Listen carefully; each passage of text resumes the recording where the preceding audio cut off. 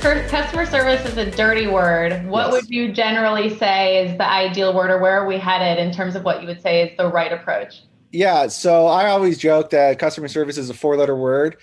Companies that practice customer service, you are like 20 years behind because customer service is very reactive. People react, you have to react to what your customers do. And no customer wakes up in the morning saying they want to call customer service to fix a problem.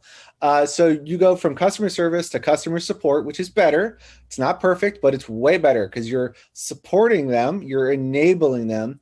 And then the ultimate evolution is the final stage is customer success, where you're providing success to them either proactively, passively, silently. There's tons of nuance to it, and I know that it's semantics to argue about words and namings, but I'm a firm believer that words and names of things have tremendous power, specifically in how you process and mindset. Like customer service, so many people think customer service is a cost center. It is a necessary evil, and like consumers, when they hear customer service, they just dread it. And so you don't have to name your team some snazzy, everyone does It it. does. Yeah, Yeah. yeah, exactly. But like you want to make sure that you are actually providing your customers with value driven conversations and opportunities, because again, they don't want to talk to you. They dread talking to you. It's interesting because so many buzzwords that happen in customer service, customer support, customer success, whatever Yeah. we want to name it, right? It is interesting to see the evolution of that because every year, every decade, there's a big buzzword, whether it's big data, omni-channel, now it's AI, right? And so Yeah. there's always all of the components that make up what we think is the ideal customer success journey for people. But it's always fascinating to see where trends head, and then also how fast we have amnesia on certain things that we tend to forget so quickly that really matter. And especially with startups, I find it funny when we build these companies, right? We're like, we get an idea, we build, and then we're like, oh crap, customers are contacting us. Now what do we do? It's almost this afterthought where we build products and services for customers to use, but then at the end of the day, that's really who's using the products and services and what drives the business. But then it almost is an afterthought of what do you actually then, how do you gather that data and continue to drive the innovation behind it to make sure you don't let the customer get too far from your customer success team or your front line? Because I think, especially as teams get very big, you start to forget and get so far from your customer that you don't really even know what's going on anymore. Exactly. And ironically, with how much they're in the news lately, Amazon is a very good example of a massive company who has, they're not perfect, but they have definitely invested a lot in trying to better understand their customers' experience, why they're contacting support, and how to proactively resolve it. They tell you about packages, the delivery dates, the estimations, if there's delays. They have a new feature now where their app is just straight up telling you where your package is at proactively, so you don't have to ask.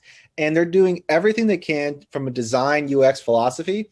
How do we design an experience that proactively answers questions? And CS as in customer success is often about predicting questions and proactively answering them. And you predict them using data models based off of previous engagements or what customers are searching for or what they're using or not using on your platform. Yeah. So thinking on that topic, so Amazon is a great example.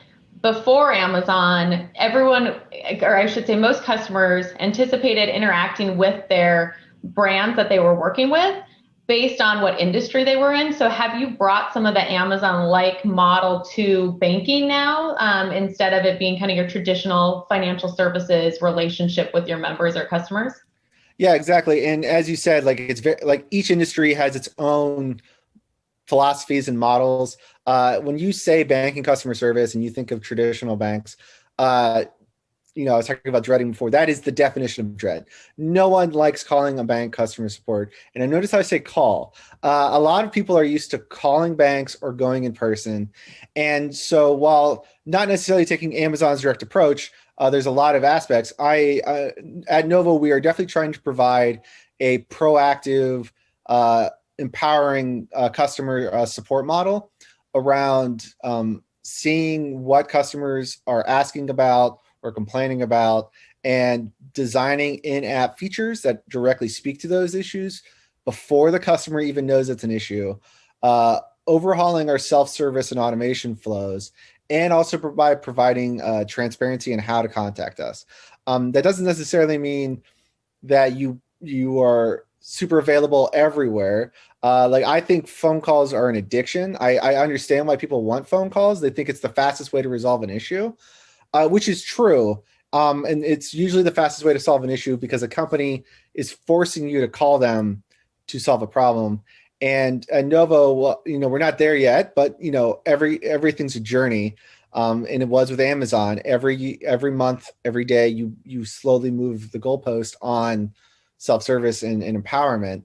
And so Novo is definitely 100% on board with that.